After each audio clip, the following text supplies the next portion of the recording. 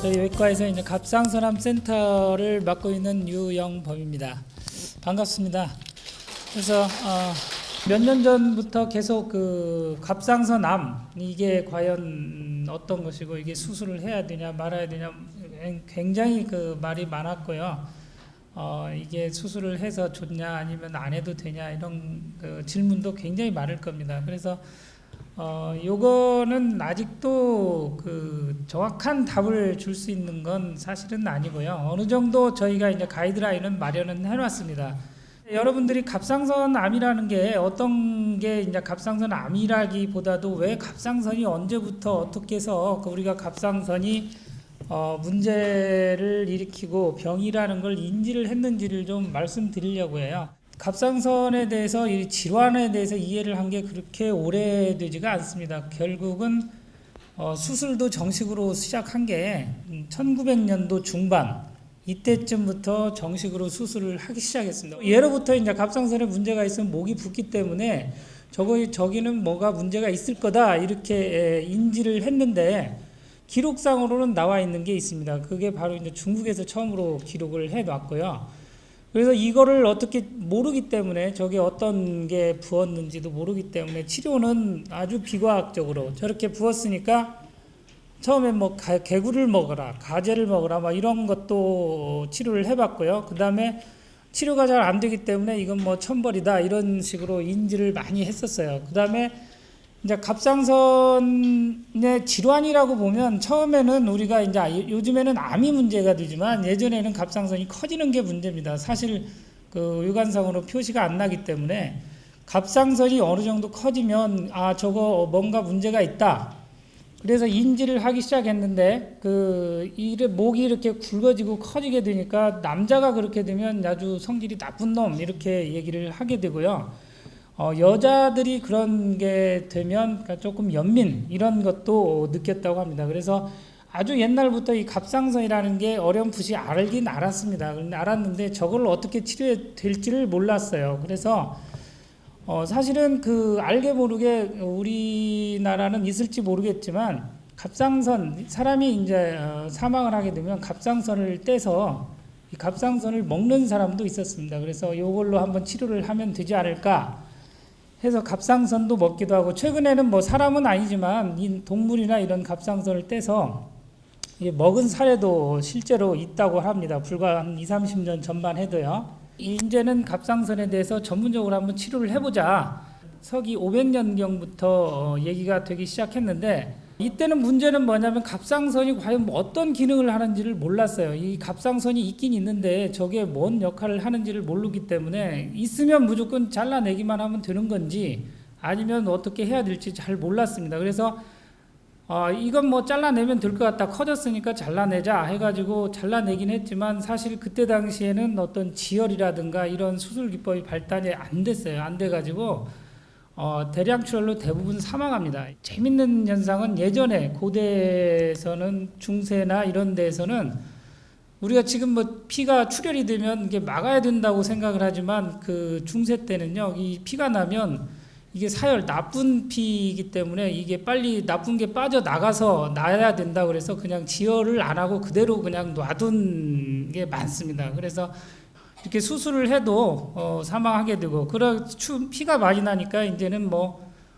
그냥 덩어리를 갖다 끈으로 그냥 꽉 졸라서 매서 한번 떨어져 나가게 해보자 이런 수술도 해봤습니다. 그런데 결국은 다 실패하고 결국은 출혈이나 아니면 감염 이걸로 이제 대부분 사망을 하는데 이제 르네상스 때 되면 우리가 잘 아는 다빈치 레오나르도 다빈치가 이제 해부학을 열심히 공부를 했습니다. 그래서 해부를 해보니까 목에 어떤 갑상선이라는 조직이 있다는 걸 알고 이 갑상선이라는 게 무슨 기능을 하는지는 정확히 알지를 못했어요. 그래서 처음에는 이거는 목을 채워주는 빈 공간 채워주는 공간 채워주는 건 역할을 한다. 이런 생각도 해보고 그 다음에 이제 목이 좀 윤기 있게 미용상으로 좋게 보이긴 한다. 이런 것도 생각을 해봤는데 이 다빈치가 가만히 살펴보니까 굉장히 혈관이 많습니다. 사실 갑상선으로 가는 혈류량이 굉장히 많아요. 우리가 생각하는 것보다 크기에 비해서 굉장히 혈류량이 많아서 이렇게 보니까 이게 이렇게 혈류가 많은 걸 봐서는 심장을 부담으로 가는 걸 방지해 주는 걸로 있을 것이다. 이렇게만 생각했습니다. 그 다빈치 때까지만 해도. 1646년에 어떤 의사가 이제 실제로 칼을 사용해서 10세 소녀죠. 아주 작은 소녀를 수술을 하긴 했는데 결국은 또 사망을 했습니다. 출혈 때문에 사망을 했겠죠. 이렇게 하다 보니까 이제 그때 당시에도 뭐 이렇게 의사가 잘못하면 감옥도 가고 그랬던 것 같습니다. 수감도 당하고. 그 다음에 계속해서 노력은 많이 했습니다. 1700년도, 1800년도까지 해서 갑상선을 수술하는데 대부분 문제가 이제 출혈이나 아니면 사망을 하게 되니까 의사들도 이제 갑상선은 더 이상 수술하면 안 되겠다. 이때 당시도 이런 논란이 있었습니다. 지금도 마찬가지로 이제 암 가지고 논란이 있지만 지금 예전에도 이제 갑상선도 이제는 갑상선은 수술하는 게 아니다. 결국은 갑상선은 놔두지 뭐 의사가 하는 일이 아니다. 이렇게 해서 결론을 내고 한동안 갑상선에 대해서는 별로 그렇게 관심을 안 가졌던 때입니다.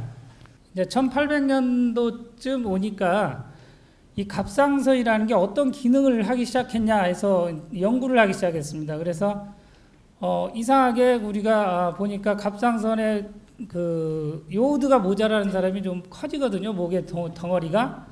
이런 사람들이 바닷가에서 잡히는 해조류나 이런 거를 먹으니까 좀 작아지더라. 이런 게 가끔씩 눈에 띄었죠. 조류나 이런 데에 요오드 성분이 있어서 이게 어떤 역할을 해주는구나. 이런 걸 어렴풋이 알게 됐습니다. 그래서 결국은 그 해조류에 많이 있는 요오드 이걸 찾아내게 된 겁니다. 그래서 이게 찾아낸 게 불과 1820년대쯤 해서 이 요오드를 이제 본격적으로 치료를 하기 시작했죠. 그렇지만 이제 갑상선 호르몬이라는 거를 본격적으로 만든 건 아니고요. 이 요오드라는 거를 자연에서 얻은 거죠. 자연 상태에서 얻어서 요오드 성분을 섭취하는 그런 정도로 치료를 하기 시작했습니다. 대부분 이러한 연구들은 우리가 중세 유럽 쪽에서 연구를 했어요. 그래서 똑같은 질환을 우리가 아주 유명한 갑상선에서는 아주 유명한 사람들입니다. 그레이브스라는 사람도 있고 바스도우라는 사람이 있는데 우리가 진단 자가 면역 질환 중에 그레이브스 병이라고 해서 많이 들어봤을 겁니다. 이 사람은 영국 사람이 영국에서 자기 스스로 혼자 연구를 했고 그 다음에 이 바세도우라는 사람은 독일 사람입니다. 그래서 독일에서 똑같은 걸 연구를 해서 같은 질환을 영국에서는 이거는 그레이브스 병이다, 이건 바세도우 병이다 해가지고 이렇게 갑상선 연구 항진증을 서로 발표를 하기 시작했습니다. 그래서 이러한 항진증이 되니까 어떤 증세가 나오냐, 갑상선 종이 생기면서 안구가 돌출이 되고 심기항진이 되는 이런 것들을 계속해서 연구를 하고 반대로 그러면 갑상선 기능 저하되면 어떻게 되냐, 이게 사람이 붓게 됩니다. 사람이 느슨해지고 느려지고 붓게 되는 이러한 것들이 계속해서 이제 연구가 되기 시작하고 결국은 이제 외과에서 갑상선 수술을 하게 된 동기는 외과계에서 아주 혁명적인, 지금은 아무것도 아닙니다. 사실은 지금은 어디 가나 뭐 마취하는데 별로 그렇게 뭐 어렵지 않게 생각하지만 예전에는 마취라는 걸 모르고 했던 상태고 그냥 사람을 못 움직이게 묶어놓고 그냥 수술한 거지 어떤 마취제를 사용하고 이런 때가 아니었습니다. 근데 특히 이제 에테르가 초창기 마취제인데요. 이 에테르를 발견하게 되면서 마취 외과에서는 아주 혁명적인 것이 일어나게 됩니다. 왜냐하면 환자가 움직이지도 않고 그냥 마취 상태로 가기 때문에 이제 수술이 본격적으로 발달을 하기 시작한 거죠. 근데 이제 마취만 발달하다 보니까 뭐가 문제가 생겼냐면 지금은 어디 가나 뭐 손 소독을 열심히 하라 이런 얘기를 하지만 이때 당시에는 소독이라는 개념이 없었습니다. 그래서 그냥 마취하고 수술을 하더라도 그냥 맨손으로 그냥 수술을 하고 뭐 소독약을 닦는다든지 이런 개념이 아니라 그냥 무작정 들어가서 수술을 하다 보니까 결론이 폐혈증, 염증, 감염, 농양 이런 것 때문에 환자가 다 죽더라는 겁니다. 그래서 두 번째 혁명이 소독이라는 개념이 들어오기 시작했습니다. 200년이 안 된 130년 정도 된 건데 이때부터도 이제 외과가 다시 한번 발전을 하기 시작하고 막 갑상선 수술도 하기 시작했고 그러면서 이제 세 번째 단계는 모든 게 갖춰지면 이제 수술 기구가 발달하기 시작했어요. 옛날에 무딘 칼을 쓴다든지 이런 거를 떠나서 갑상선은 갑상선에 필요한 도구 이런 것들이 개발이 되면서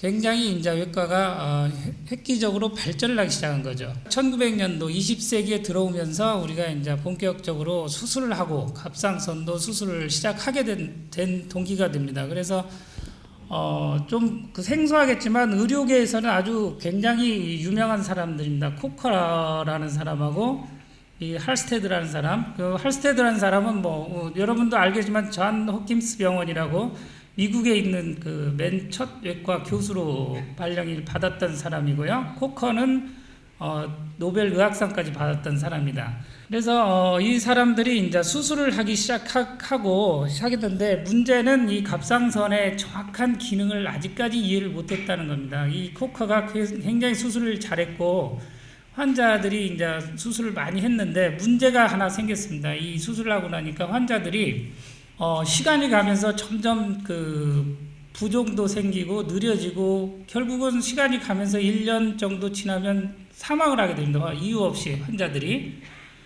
왜 이게 사망을 하게 되는지는 모르겠지만 아무튼 수술을 잘 했는데 환자는 1년 정도 지나면 사망을 해요.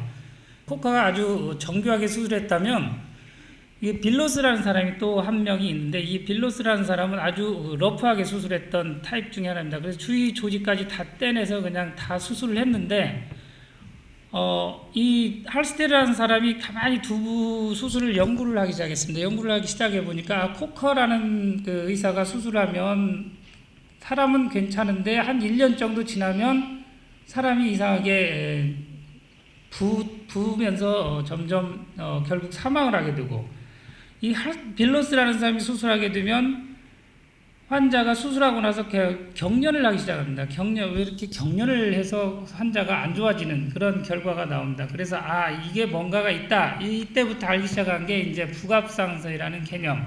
빌로스가 아주 러프하게 다 드러내기 때문에 이 부갑상선이 다 떨어져 나간 겁니다. 그래서 이때부터 이제 할스테드가 부갑상선이라는 거에 있어서 우리가 이제 부갑상선이 떨어지면 경련도 일어나고 이러는 거다. 이렇게 해서 그동안 갑상선이 1900년도 초반 중반까지 이런 그 역사를 가지고 계속해서 수술을 했다가 중지했다가 다시 수술하고 나서 어떤 문제가 발생하고 이렇게 오기 시작하고 나서 결국은 이제 갑상선이 이 수술을 잘 해야 되냐 말해야 되냐 이런 결론이 나오게 됩니다. 그런데 1900년도 중반에 갑상선 호르몬을 분류하기 시작했습니다.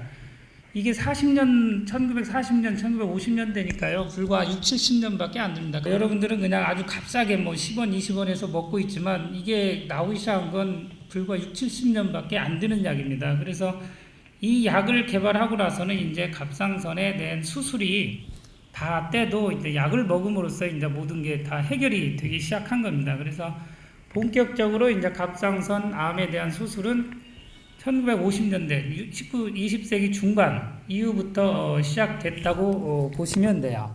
갑상선 수술이 지금까지 이어져 왔습니다. 그래서 저희 나라도 간단히 얘기하면 초창기 이제 중반 이후 지나서 1900년대 말까지 2000년대 초반까지도 갑상선 암만 있으면 다 제거를 한다 이런 의식이 아주 많았었고요. 그 이후로 이제 어느 정도 최근에 들어와서 갑상선이 다시 또 바뀌었죠. 패러다임이. 갑상선 암은 그렇게 진행이 빠르지 않기 때문에 다 안 떼도 된다. 다시 또 이런 그 패러다임으로 바뀌었습니다. 그래서 계속해서 그 역사는 사실 그 어떤 게 정답인지는 모르지만 계속 바뀌어갑니다. 앞으로 또 몇 년, 10년, 20년이 지나면 이제는 갑상선은 다 떼야 되겠다 이런 걸로 바뀔지도 모르고요. 이제 수술을 안 해도 된다로도 갈 수도 있는 건데 현재로서는 이제 약간 현재까지는 약간 축소 개념으로 다시 바뀐 겁니다. 갑상선이 굉장히 중요한 역할을 하게 됩니다. 그 무게는 한 20g밖에 안 되는데 아까 얘기했듯이 혈액순환도 많고 혈류량도 굉장히 많고요. 이 역할은 단순한 역할을 합니다. 호르몬이 역할을 하게 되는데 이 갑상선 호르몬이 굉장히 중요한 역할을 하게 되는 거죠. 참고로 그 갑상선 주위에 혹시 수술한 분 계실지 모르는데 갑상선 주위에는 임파선이 굉장히 많습니다. 그 100개, 200개, 많게는 200개 이상 있는 분들이 많아서 이 갑상선 암이 이제 이런 임파선으로 전이를 하기 시작하기는 하는데요. 대부분 이제 주위 근처로 갑상선 암이 세포가 전이를 하게 되고, 시간이 지나면서 이제 원격 전이를 하게 되는데, 대부분 이런 임파선을 먼저 전이하고 그 다음에 떨어져 나가는 게 이제 갑상선 암 속성이라고 보시면 됩니다. 그래서 우리가 수술을 할 때는 일부 갑상선 그 임파선을 주위에서 한 서너 개 아니면 많게는 뭐 10개 이 정도 떼기도 하고요. 그 다음에 시간이 오래돼서 전이가 많이 된 사람들은 주위에 있는 임파선을 떼게 되면 뭐 60개, 70개, 어떤 분들은 뭐 많게는 100개까지 나오는 사람도 있습니다. 그래서 이러한 임파선을 떼는 그 수술을 하게 됩니다. 그렇게 하다 보면 이제 문제가 되는 게 갑상선의 수술의 범위죠. 수술의 범위는 그 좁히면 좁힐수록 합병증이 좀 좁아질 거고요. 넓히면 넓을수록 합병증이 많아집니다. 특히 이제 갑상선 수술하게 되면 가장 흔히 알고 계시는 게 이제 목소리가 안 나온다, 뭐 이런 얘기를 많이 하시잖아요. 근데 결국은 목소리를 안 나온다는 말은 신경 문제입니다. 신경이라는 게 이제 우리가 뇌에서 나오는 그 미주신경이라는 브랜치가 이렇게 내려가다 다시 거꾸로 올라오는 게 있습니다. 회돌이 신경인데, 되돌이 후두신경이라고, 이게 이제 우리 목소리를 조절하는 역할을 해주거든요. 그게 공교롭게도 이게 갑상선 뒤쪽으로 이렇게 다시 양쪽에서 통해서 올라오게 됩니다. 그래서 갑상선 수술할 때 이게 잘못하면 이게 잘라지면, 만약에 잘라지면 이렇게 목소리가 쉰 목소리가 나오는 역할을 하게 되고, 모든 사람이 다 똑같이 이렇게 공통적으로 나오는 게 아니라 어떤 사람들은 옆에서 뜬금없이 이렇게 나오기도 합니다. 수술하다 보면. 그래서 아무 모르고 자기도 수술하는 사람도 모르게 이렇게 신경이 잘라지는 그런 경우도 있는 경우도 있고, 이렇게 상당히 대부분은 80~90%는 이렇게 루틴으로 나오게 되는데요. 일부에서는 이렇게 이상한 데서 나오는 경우도 있습니다. 그래서 갑상선 호르몬이 있으면 보일러를 생각하시면 딱 맞습니다. 이게 갑상선 호르몬이 많아지면 뜨겁게 달궈진다고 생각하시면 돼요. 사람이 굉장히 활발해집니다. 활발해지고 몸에서 열도 나고, 어떤 음식을 먹더라도 살이 안 찌고요. 이러한 역할을 해도 이게 떨어지면 추워지게 되는 거죠. 우리가 몸이 추워지고 붓고 느려지고, 이래서 결국은 아까 얘기했듯이 초창기에 사람이 중세 때 갑상선을 다 뗐는데 사람이 이유 없이 죽어나가는 이유가 이 호르몬이 없어서 그렇습니다. 갑상선 기능 저하증이죠. 그래서 결국 저하증에 빠져가지고 사람이 모든 기능을 상실하게 되는 겁니다. 그래서 반드시 갑상선 호르몬제를 먹는 분들은 끊지 말고 드셔야 되는 그런 상황이죠. 그리고 우리가 이제 갑상선에서 분비하는 호르몬이 또 하나가 있습니다. 갑상선 호르몬 말고 칼시토닌이라는 게 있습니다. 칼시토닌은 우리 뼈에서 이제 칼슘을 빼내는 역할을 방지하는 거죠. 칼슘이 빠져나오지 못하게 뼈에 그대로 남아있게 해주는 건데, 이 칼시토닌은 갑상선에서 만들어지긴 하지만 역할이 크지 않습니다. 이게 많이 올라가더라도 우리가 실제적으로 많이 올라가게 되면 뼈에 있는 칼슘이 뼈에 갇혀서 안 나올 거다 이렇게 생각을 하지만 그렇지는 않습니다. 몸에 이상이 생기는 경우는 거의 없어요. 그래서 이 칼시토닌의 역할은 크지 않기 때문에 우리가 갑상선을 다 제거해도 우리가 칼슘에 대해서는 크게 걱정을 않고 수술을 할 수 있는 겁니다. 문제는 이 갑상선 호르몬이죠. 이 호르몬이 과연 우리가 그러면 요오드를 먹어서 요오드가 결국 갑상선의 원료가 되는데, 이 요오드를 얼마나 먹어야 되냐? 그래서 조사를 해보니까 하루에 우리가 성인들이 먹는 요오드는 한 150 마이크로그램 정도가 필요한 것으로 되어 있습니다. 그럼 150이면 소금으로 말하면 3g 정도, 이 정도면 충분한 걸로 되어 있어요. 그래서 제가 한번 찾아보니까 과연 우리가 먹는 음식 중에 요오드가 얼마 정도 들어있냐 보니까 이렇게 쭉 마른 김 한 장 정도에 71 정도가 들어있습니다. 뭐 요구르트라든가 갈치 평소에 즐겨 먹는 거 있는지 확인해 보셔가지고, 플레인 요구르트 같은 경우는 굉장히 많이 들어있죠. 46 정도, 이 정도 들어있는데, 이런 것들이 요오드 성분이 이렇게 들어있다고 보시면 됩니다. 그래서 어느 정도, 150 정도 먹으면 충분하기 때문에, 이 정도로는 우리가 충분하다. 문제는 한국 사람입니다. 한국 사람들은 훨씬 많이 먹습니다. 이보다. 하루 요오드 섭취량의 많게는 5배, 10배까지 먹는 분들이 아주 많죠. 한국 사람들이 유럽이나 이런 대륙에 있는 사람들하고는 다르게 갑상선 기능 저하증이 거의 많지 않죠. 그래서 목이 이렇게 부어갖고 다니는 사람들이 적습니다, 사실은. 그래서 이 많이 먹어서 다행히 문제는 안 생기냐, 이건 아닌 것 같은 게 최근 들어서 우리 한국의 갑상선암이 아주 많이 늘어났는데 이 원인이 무엇이냐 이렇게 찾아보니까 혹시 요오드 섭취가 많이 돼서 이 갑상선암이 우리 한국 사람도 많이 생기지 않았냐. 그 다음에 이제 그 자가 면역 질환이라고 그래서 하시모토라든가 아까 그레이브스 병이라는 게 얘기했었잖아요. 이런 것들이 갑상선 호르몬 요오드 성분을 많이 섭취해서 이런 게 잘 생기지 않았냐 하는 지금 그 논문 연구도 조심스럽게 되고 있습니다. 그래서 결국은 갑상선이 문제가 일으키는 게 호르몬이죠. 호르몬이 많냐, 적냐, 적당하냐 이거에 따라서 호르몬 문제가 생기냐 안 생기냐가 결정을 하게 되겠습니다. 그래서 이러한 호르몬들이 과연 우리 몸에서는 굉장히 아주 타이트하게, 스트릭트하게 조절이 되고 있는데요. 보통 이제 시상하부, 뇌 머릿속에 있는 거죠. 뇌의 시상하부하고 뇌하수체하고 갑상선하고 세 축이 이루어지면서 아주 정확히 우리 몸에서 일정량을 유지해주는 역할을 합니다. 호르몬이 많아지면 시상하부에 억제를 하는 역할을 하고요. 적게 되면 시상하부를 자극해서 호르몬을 더 만들어내라, 이런 순환 사이클이 계속해서 우리 몸에서 이루어져서 우리 몸에서는 일정하게 갑상선 호르몬이 유지를 하고 있다고 보면 됩니다.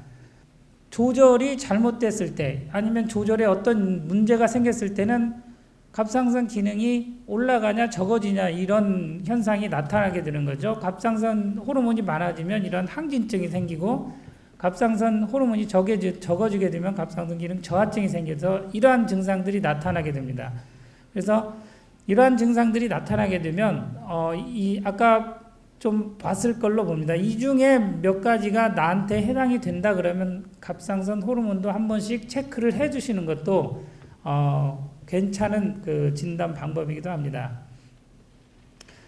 네, 이제 우리가 일상생활에서 어떤 게 갑상선 기능에 영향을 주냐.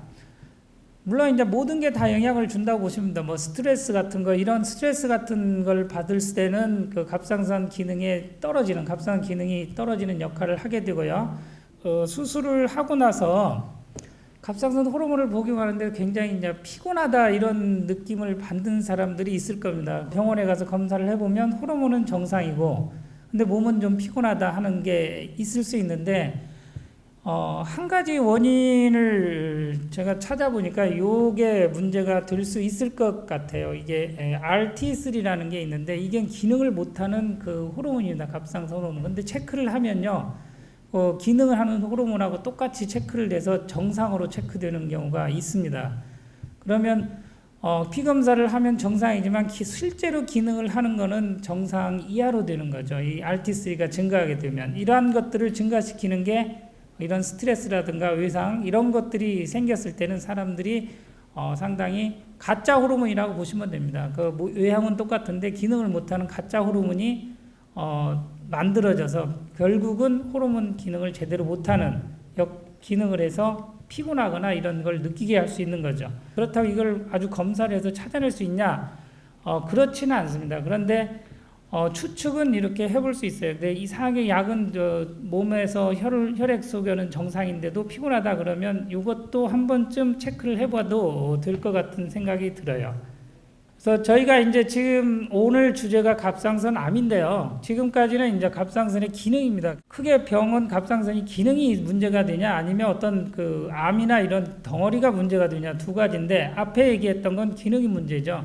기능이 문제면 이제 갑상선 호르몬이 많이 증가되어 있으면 억제시키는 약을 먹으면 되고 적어지면 호르몬제를 투여하면 되는 게 아주 간단하게 치료를 하면 되는 거지만 이제 덩어리입니다. 이 갑상선의 덩어리가 문제가 되는 게 이게 암이냐 아니냐가 이제 문제가 되는 거죠. 근데 대부분의 갑상선의 덩어리는 암이 아니라고 보면 됩니다.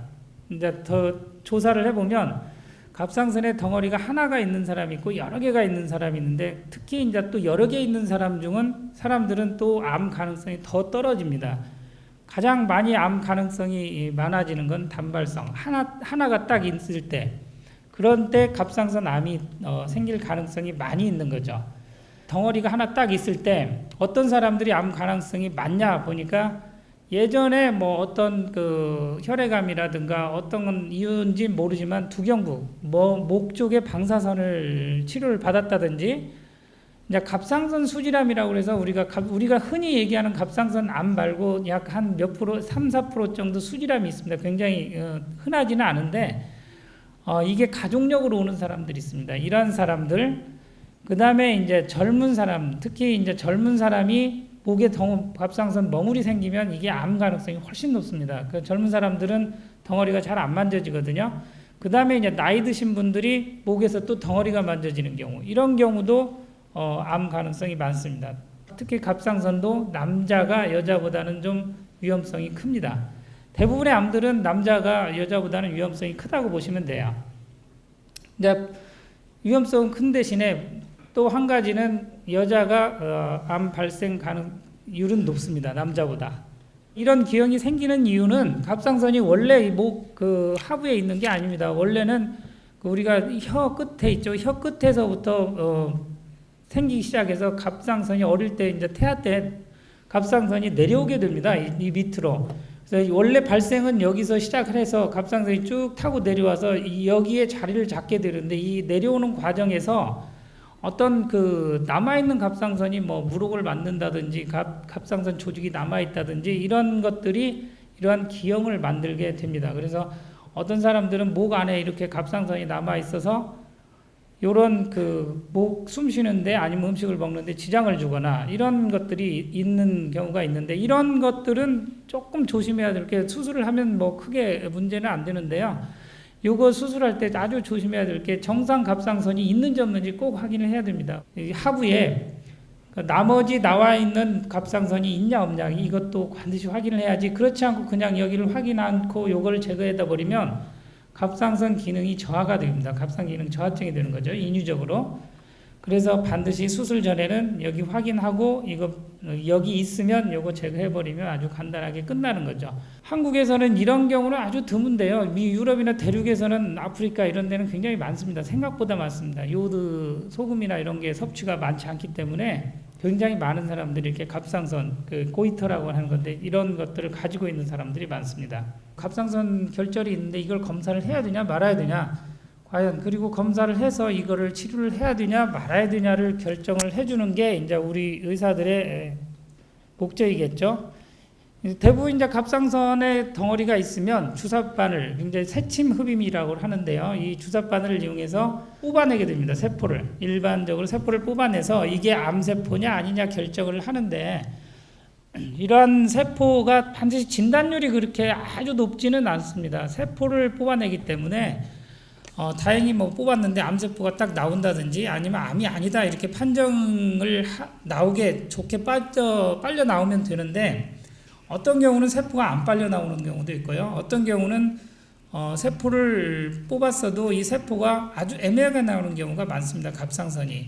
그래서 비정형이라는 얘기를 하는데 이러한 세포들이 나오는 경우가 갑상선에 특히 많아요. 그래서 환자분들은 좀 그거에 대해서 이해를 잘 못하시는 분도 있긴 한데 암이면 암이다 아니면 아니다 이렇게 얘기를 해주기를 바라는데 우리가 실제로 검사를 해보면 이러한 검사들이 상당히 있기 때문에 이것도 좀 이해를 좀 해주셔야 됩니다. 그렇지만 이제 비정형이라고 나온 거는요 결국은 언젠가는 암으로 진행을 하게 됩니다. 시간이 많이 걸려서 그렇지 결국은 암으로 이행을 하게 되는데 이걸 수술을 해야 되냐 말아야 되냐를 결국은 또 결정해야 돼요. 그래서 다른 방법을 찾기도 하는데 아직은 특별한 뾰족한 방법은 없습니다.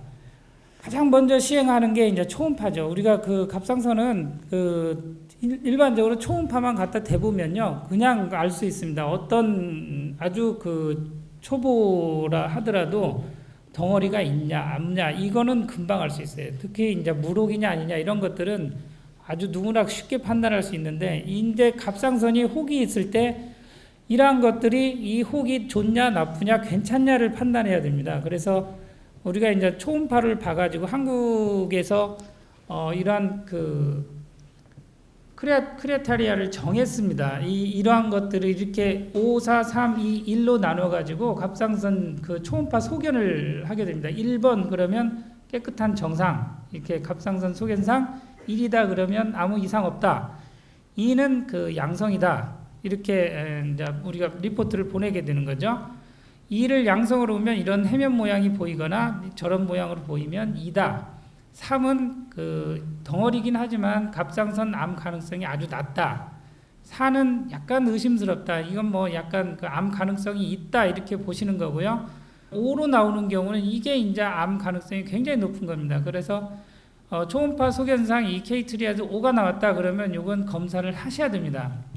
검사를 해서 이게 정말 암인지 아닌지를 검사를 하게 되는데 문제는 현재 이 케이트리아도 5가 나와도 모든 걸 다 검사해야 되냐 그런 건 아닌 것 같아요. 지금은 그래서 그 내분비학회 저희 이제 내분비학회에서 정했습니다. 이 모든 걸 다 검사를 하다 보면 지금 그 말이 많이 나오듯이 이 안 해야 될 수술 안 해도 되는 것들 이런 것들이 분명히 있을 겁니다. 그래서 앞으로는 이런 기준에 되도록이면 이런 기준에 맞춰라 이렇게 해서 가이드라인을 정했습니다. 가이드라인 정해서 이 초음파 소견에서 이렇게 높은 소견이 나온 경우 중간 낮고 양성 무별절이 나왔을 때 검사를 새침 흡인을 해야 되냐 말아야 되냐 이거를 이제 가이드라인을 정해줬습니다. 그래서 물론 이제 높은 거는 높다는 건 암 가능성이 60% 이상입니다. 반절 이상이라는 거고 실제로 해보니까 평균 79%는 암이더라. 이거가 나오는 거죠. 근데 이거를 다 하지 말고 지금은 이제는 1cm 이상짜리만 가능하면 1cm 이상짜리를 검사를 하고 그 이하는 좀 지켜봐도 된다. 이렇게 가이드라인을 만들어줬습니다. 그렇다고 이 작은 것들은 그러면 검사를 안 하냐? 그거는 아니고요. 이게 이제 문제가 되는 것이 이 작은 겁니다. 이거 작은 것들이 위치가 아까 얘기했듯이 신경이 지나가는 위치에 있거나 아니면 갑상선이 어떤 막으로 쌓여져 있습니다. 이 막이 쌓여져 있는데 이 막 근처에 있어서 그 막을 뚫어버렸다든가 그 뚫었다는 의미는 다른 주위 조직으로 퍼져나간다는 겁니다. 그 작더라도 막 주위에 있거나 아니면 기도에 붙어 있기 때문에 기도에 붙어서 발생을 했거나 그 위치가 안 좋은 것들 그 다음에 어떤 가족력 갑상선 암에 가족력이 있다거나 아니면 아까 같이 방사선 치료를 받았다거나 이런 것들이 있을 때는 이 작더라도 세포 검사를 해서 수술을 하라는 그 의미의 가이드라인이 있습니다.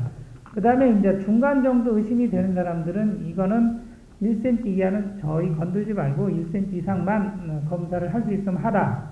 그리고 낮은 의심, 낮은 의심은 1.5cm.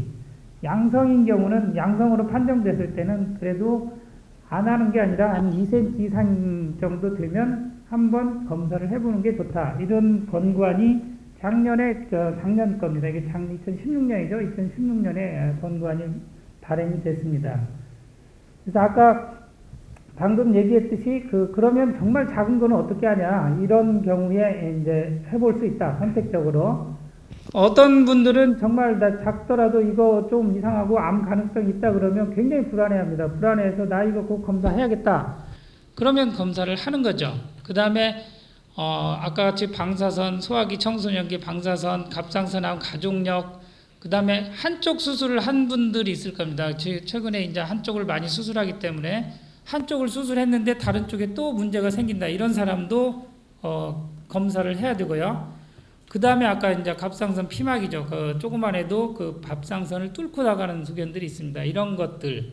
그 다음에 이제 기관지 근처, 신경 근처, 이런 것들이 있을 때는 작더라도 수술을 빨리 검사를 해서 암 진단이 나오면 수술을 하게 됩니다. 문제가 이런 것들을 놔두게 되면 근처에 신경이 있으면 신경을 조기에 침범하기 때문에 크지는 않지만 신경에 손상을 오는 그런 것들이 있기 때문에 이렇게 해서 검사에서 수술을 권하고 있습니다.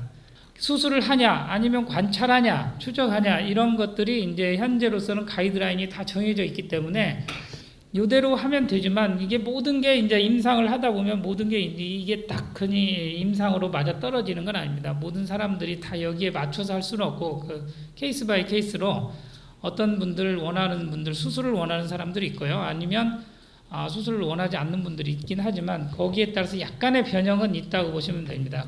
우리가 갑상선 암이 갑자기 증가하게 됐는데 어느 정도 갑상선 암이 증가했냐면 남자 여자 토탈로 갑상선 암이 많은데 특히 여자분들은 갑상선 암이 단연코 1위입니다. 갑상선 암이 그 연간 발생률이 24,000명 정도 되니까요. 굉장히 갑상선 암이 많고요. 이제 남자들은 여자보다 갑상선 암이 적기 때문에 아직 남자들은 위암이 가장 많습니다. 근데 이제 2012년, 13년 불과 몇 년을 기준으로 해서 바뀐 게 있습니다. 이게 조금 안 바뀌긴 했는데 지금은 이제 대장이 폐암을 따랐습니다. 예전에는 3, 4년 전만 해도 폐암이 2위였거든요. 남자에서도. 근데 지금은 다시 대장암이 더 올라갔습니다. 대장암이 더 위로 올라가고 앞으로도 계속 대장암은 올라가서 거의 1위 자리를 갈 것 같기는 합니다. 그래서 지금도 대장암이 굉장히 가파르게 상승하고 있고요. 여자도 마찬가지입니다. 여자도 갑상선 유방 다음에 대장암으로 3위가 이제 대장암으로 올라왔습니다. 그래서 상당히 이제 대장암이 빠른 속도로 발생하고 있다 이렇게 알고 계시면 될 것 같고요. 이게 간단하게 그냥 그림으로 보니까 여자들은 갑상선이 당연히 1위고 있고요. 남자들은 위. 그다음 지금은 이제 바뀌었습니다. 대장이 유방 다음, 여자는 유방 다음, 남자는 2위가 되겠습니다.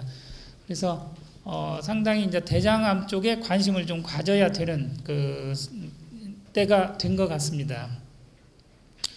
그래서 이제 이런 우리가 갑상선암 그러면 대부분 유두암입니다. 유두암 90% 이상의 유두암을 얘기하는 거지 다른 암을 얘기하지는 않습니다.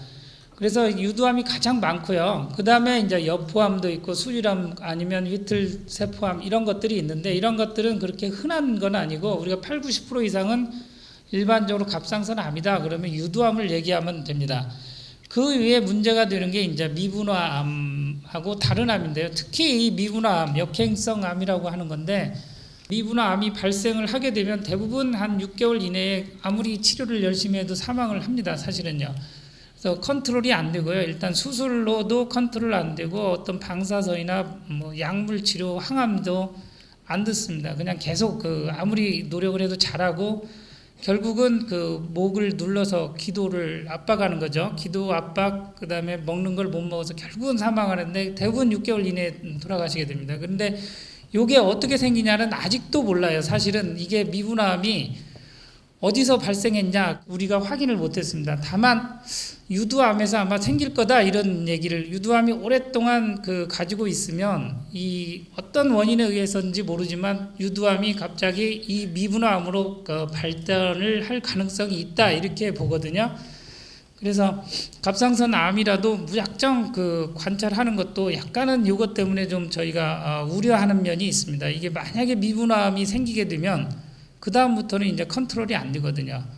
유두암은 컨트롤은 잘 되지만 그래서 갑상선 암이 다 좋지는 않고요. 이 몇 가지 아주 드물지만 미분화암이나 이런 것들 아주 안 좋은 암도 있다 이걸 아셔야 됩니다. 갑상선 암 수술했는데 뭐 예후인자를 보는 방법이 있는데 전반적으로 예후 좋습니다. 남자 여자 공이 다 예후가 좋고요. 특히 유두암 경우는 뭐 거의 90% 이상 거의 10년, 20년 생존율을 다 가지고 있습니다. 근데 그 중에 또 뭐 좋냐 안 좋냐 이렇게 나누기는 좀 뭐 하긴 한데 그래도 갑상선 암 좋은 것 중에 한번 나눠보니까 뭐 나이가 40이 넘냐 안 넘냐 이거에 따라서 좀 달라지고요. 그 다음에 이제 성별에 따라서 여자보다 남자가 좀 예후가 안 좋더라 이렇게 얘기를 할 수 있고 뭐 진행 정도도 주위 조직을 어떤 암이든지 마찬가지입니다. 갑상선 암뿐만 아니라 주위 조직을 침범했으면 예후가 나쁘게 됩니다. 그 다음에 전이도 마찬가지죠. 클수록 안 좋죠. 그 다음에 뭐 분화도를 따지게 되는데 아까 분화도가 나쁠수록 별로 안 좋다 이렇게 보게 되는데 이런 것들은 제가 볼 때는 아주 큰 의미는 없습니다. 갑상선암이 워낙 좋기 때문에 이걸 따진다는 것 자체가 좀 넌센스긴 한데 그래도 나눠보면 이렇다. 그 다음에 이제 간혹 가다가 갑상선암 환자들이 내가 기수가 몇 기냐 이렇게 물어보기도 하거든요. 우리가 이제 대부분의 암들은 1기, 2기, 3기, 4기 해서 4기면 전이가 된 거죠. 말기죠. 4기 이렇게 나누게 됩니다. 근데 갑상선 암은 워낙 이제 아까 예후가 좋아서 이게 45세 나이를 나누게 됩니다. 젊은 사람이 아까 예후가 좀 좋다고 그랬습니다. 그래서 45세 미만에서 갑상선 암은 아무리 그 기수가 높아도 2기까지밖에 없습니다. 다른데 전이가 돼도 그냥 2기 이런 걸로 되기 때문에 3기 4기는 없다고 보시면 돼요. 그 다음에 이제 나이가 많으면 조금 예후가 나쁘게 떨어지기 때문에 3기까지 이런 식으로 나누지, 우리가 흔히 알고 있듯이 막 1기, 2기, 3기, 4기다 이렇게 나눠지진 않습니다. 그래서 갑상선의 병기를 그 1기, 2기, 3기로 나눈다는 것은 아주 조금 좀 넌센스라고 보시면 됩니다. 그래서 굳이 내가 몇 기냐 이렇게 알 필요는 없을 것 같아요. 간혹가다 물어보시는 분들은 있습니다. 그런데 궁금한 것 뿐이지 이게 뭐 그 병기가 아주 중요하진 않아요. 근데 이제 갑상선을 이렇게 해서 진단을 하게 되면 치료를 해야 되는데, 이 치료를 하게 되면 가장 기본적인 건, 아직도 기본은 갑상선 암의 기본 치료는 최소 한쪽 갑상선 제거하는 겁니다. 일부를 제거하는 수술은 아직은 교과서상에도 없고요.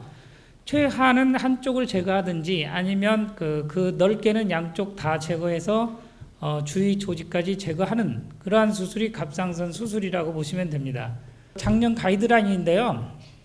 어떻게 수술을 할 건지 그러면 이제 고민이 많이 갑니다. 사실은 지금 현재 내가 암일 때 어떤 수술을 받아야 되고, 의사도 마찬가지입니다. 의사도 이 환자를 어떻게 수술을 해야 될지 결정을 해야 되는데, 다행히 뭐 이제 가이드라인을 정해줬어요. 저희한테. 그래서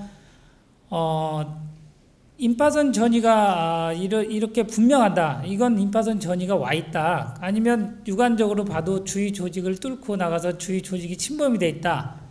그리고 한 4cm 이상, 크기가 4cm 이상 크고, 뭐 다른 뭐 특별한 그 수술에 대한 근기죠. 수술을 못할 정도가 아니면 이거는 갑상선을 다 제거하십시오 하고 권고를 하고 있습니다. 권고 수준 1이라는 거는 이게 근거가 확실하니까 이렇게 하세요 하는 의미로 받아들이시면 됩니다.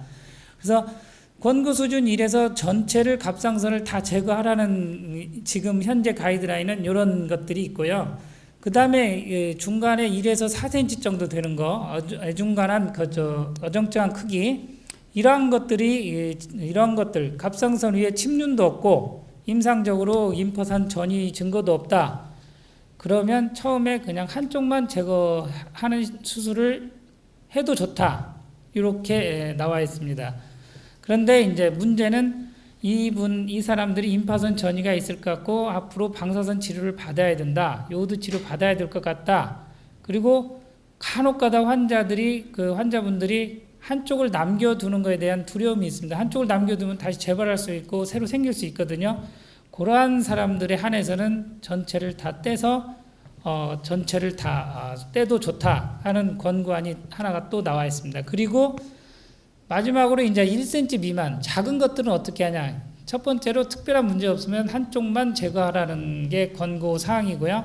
그 나머지 특별한 경우가 있으면 다 떼지만 일반적으로 지금은 거의 다 떼지는 않고요. 대부분은 한쪽만 제거한다고 보시면 됩니다. 그래서 2016년 가이드라인에서 나온 권고사항은 이렇게 딱 정해져 있다고 보시면 됩니다. 그래서 뭐 전절제술을 하면 아까 얘기했듯이 뭐 전절제술이 다 나쁜 건 아닙니다. 왜냐하면 우리가 아까 얘기했듯이 갑상선이라는 약이라는 게 굉장히 좋은 약인데요. 사실은 갑상선 약을 먹으면 안 좋다 이렇게 얘기를 하는 분들이 있습니다. 근데 갑상선 약이 거꾸로 갑상선 약이 있기 때문에 수술을 할 수 있거든요. 1900년도 중반 이전까지 수술한 분들 다 돌아가신 게 이 갑상선 호르몬 약 때문에 돌아가신 겁니다. 그때 당시 호르몬 약만 있었으면 갑상선 다 제거하고 얼마든지 사실 수 있는 사람들이거든요. 그래서 갑상선 약 먹는 거에 대해서 그렇게 막 아주 두려움을 가지거나 그럴 필요 없어요, 사실. 그래서 약을 먹기 때문에 다 제거하고 충분히 살아갈 수 있다 이렇게 생각하셔야 됩니다. 그래서 갑상선을 다 제거하는 것도 장점이 있고 단점이 있습니다. 다 떼면 당연히 국소 재발할 가능성이 떨어집니다. 앞으로 그냥 괜찮을 가능성이 훨씬 높아지는 거고요. 그 다음에 이제 요오드 치료, 우리가 방사선 치료라고 하는 건데 요오드 치료하기가 쉽습니다. 갑상선 요오드 치료는요, 갑상선 정상 조직이 있으면 효과가 떨어지게 됩니다. 그쪽에서 다 그 요오드 방사선을 다 흡수해 버리기 때문에 없애고 나서 하는 게 가장 그 효과적으로 치료가 되는 방법입니다. 그 다음에 이제 추적 검사, 우리가 수술하고 나서 추적 검사, 피 검사를 한다든지 이런 거 하기가 굉장히 용이합니다. 쉽게 뭐 문제가 생겼을 때 찾아낼 수 있죠.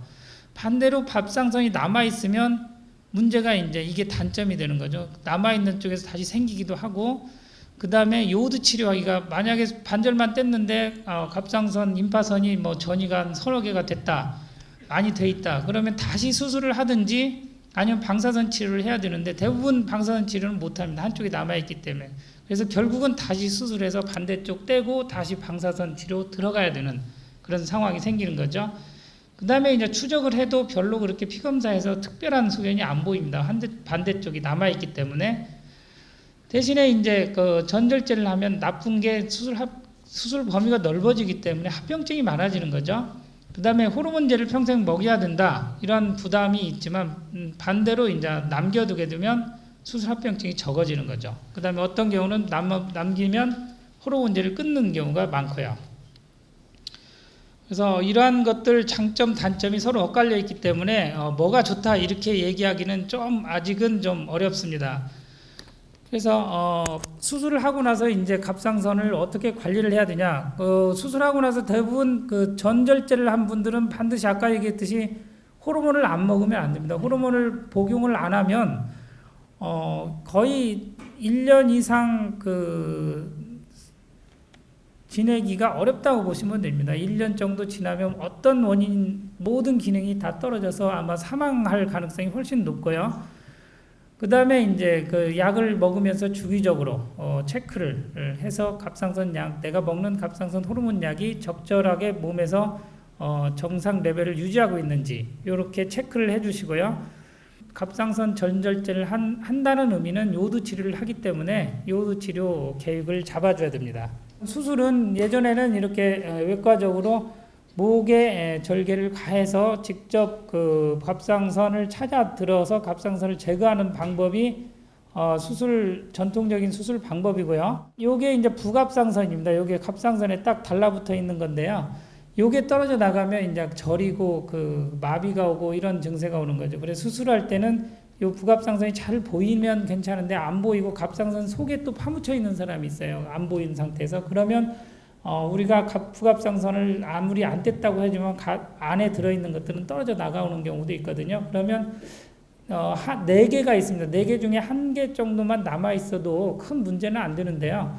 이게 다 제거가 되면 상당히 저린 증세가 옵니다. 저린 증세가 오면 칼슘제를 좀 꼭 복용해 주셔야 돼요. 이렇게 해서 부갑상선이 이렇게 딱 붙어 있습니다. 그래서 표시가 이렇게 그림같이 딱 표시 나는 건 아니고요. 그 지방 덩어리 같이 딱 붙어 있어서 아주 그 자세히 봐야 구분이 되는 정도로 보시면 돼요.